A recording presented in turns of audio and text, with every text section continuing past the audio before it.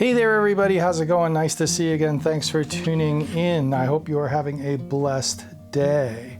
As you can see here, this is going to be a look at the prints.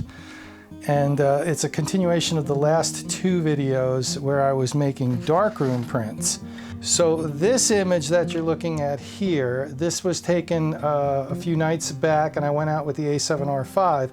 It was a windy night, so please disregard this deal here. You can see the relative tonality, etc. Now here's what I came up with in the darkroom, and it's not a flat image, so I'll have to hold it down for you. I don't know whether you can see the subtle differences, but the darkroom print, that's the darkroom print, that's the toned darkroom print.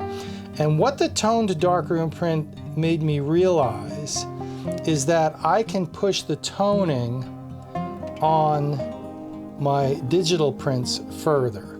I tend to be really reserved with my digital prints because I don't want to overdo them. Toning this darkroom print, the same kind of an image, I don't know whether you can see the subtle differences, but that's what Hasselblad does with film, and that's what the A7R5 did.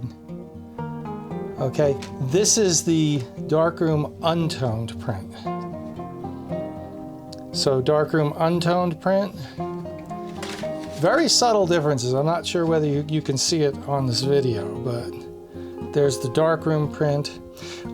If you can see it, I'll point out that the darkroom, this tone here, these tones here, this is where digital falls down.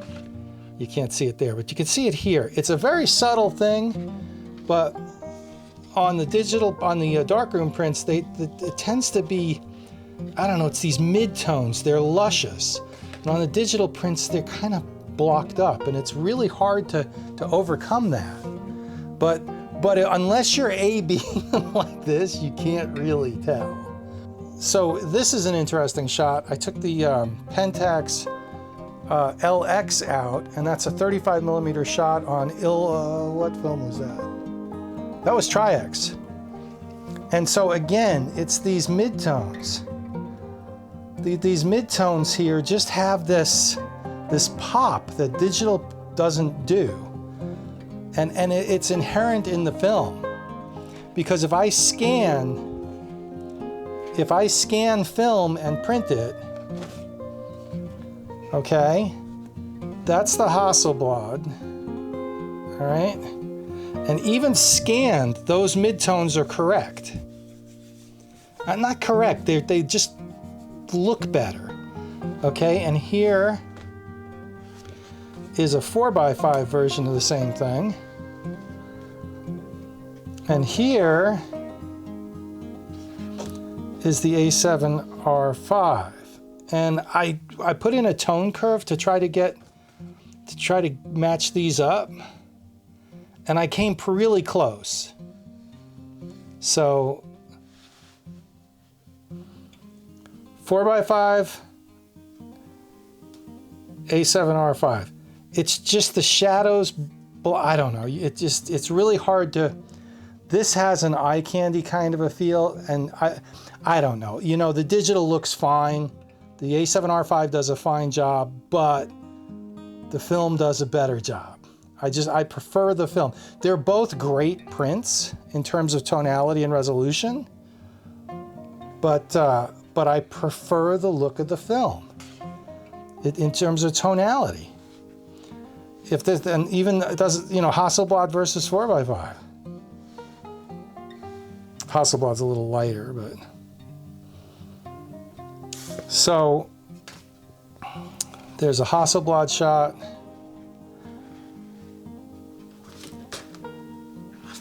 There's the A7R5 a little lighter. I don't know. The tone curve, you know, again, all of this might be correctable with a monochrome sensor digital camera, but then again, on the other hand, why bother? You know, just shoot film. It's the nth degree is what it is. You know, it's just, Yeah, I did a lot of testing. So a lot of different printing. The ones that my eye is attracted to in terms of like when I look at the print and I go, that's it. It's usually scanned from film or it's a darkroom print. And they just have that certain something that you're looking for. And there is that. All right, so that's what the prints look like. Let's go to the conclusion. All right, so what is the takeaway from my marathon printing extravaganza? Again, this only applies to black and white. In terms of color, I would shoot digital because it just offers just way more control over film. When you shoot film in color, and by control, I don't mean in terms of manipulating the colors and replacing the skies and that kind of crap. I mean just in terms of being able to print it yourself. Okay, you can make the color images look the way you want them to. With film, unless you set up a film darkroom, and I'll say it again, a film darkroom is more like a laboratory than a darkroom. A black and white darkroom is kind of casual, I can say. Now, I know Ansel Adams took it to the extreme, and I get that.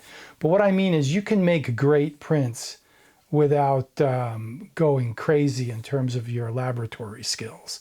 Well, a film is more, what I'm really trying to say is film is more geared towards machine processing in the sense that your half a degree temperature variation makes a difference. Whereas black and white is more forgiving, but it's also not just more forgiving, it's less of an intense process like film, or less of a precision process like film. It's broader strokes, let me put it to you that way. Now there are some black and white purists that be free. The point is with what the darkroom that I have set up right this minute, I can make gallery level prints. I'm doing it. And so I toned and everything. For me personally, for my photographic vision moving forward, I'm going to be shooting more film. Each time you go from 35mm film to 120 film to 4x5 film to 8x10 film, it's an order of magnitude higher in terms of cost. And that's something to consider. As you noticed in what I just showed you, I actually shot a roll of 35mm in my LX, and I was very well pleased with that.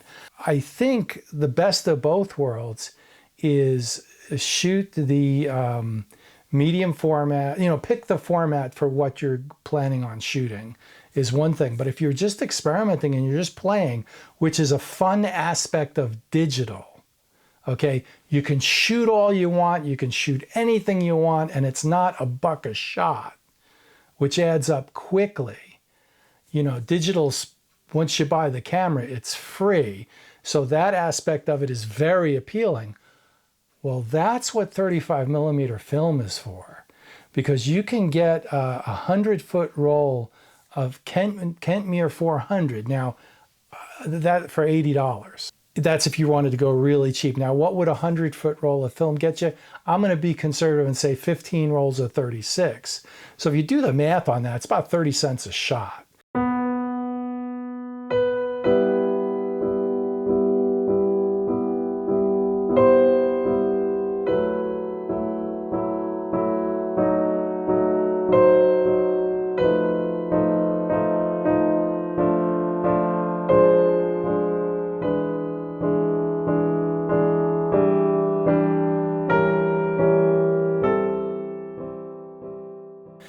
That, it still adds up, but that's pretty cheap, okay? And it's affordable, let me put it to you that way. Unless you really go crazy, you can afford to shoot all you want in 35mm, and to experiment, you're free to experiment. So that's cool. I think I would draw the line at Ilford HP5 Plus, which right now can be had for $116 for a 100-foot roll. And I haven't done the math on that. I think what is it, 40, 50 cents a shot maybe? Depends on how many you get out of the 100-foot roll, right? Okay, I can do videos on how to bulk load your film and all the things you need, and I might do that. So for me, the reason why I want to shoot more film, particularly regarding the printing that I've done and the testing that I've done between, so there's 3 states here. There's the digital capture, digital print. There's the film capture, digital print, the hybrid workflow. And then there's the complete analog workflow, which would be the film capture, darkroom print. Okay, so digital, hybrid, analog. All right. And the beautiful thing about shooting film in the field is that it allows you to get both of those, the last 2. So you can do a hybrid workflow or you can do a fully analog workflow, all right?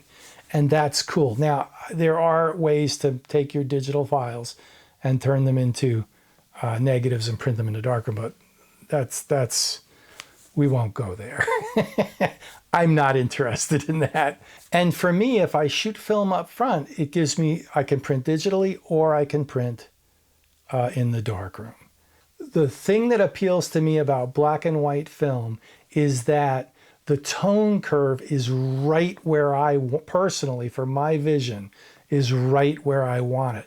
I don't have to go into the computer and jerk around trying to figure out how to, and without the original wet darkroom print or the hybrid scan from a negative, I'm really not sure if I can get those midtones and those shadows where they should be.